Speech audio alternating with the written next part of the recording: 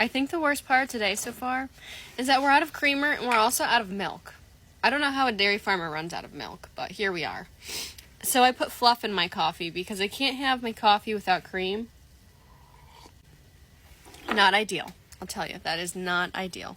Does not taste the same. Oh no, I overcooked my egg. Oh, that one's okay.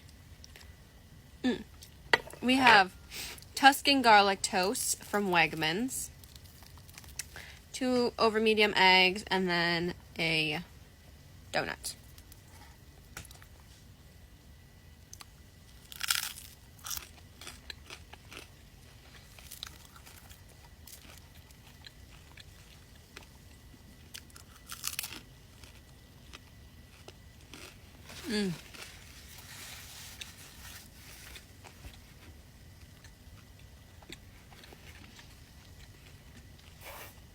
I'm definitely gaining my appetite back. I ate a half a loaf of bread last night. It was a good time.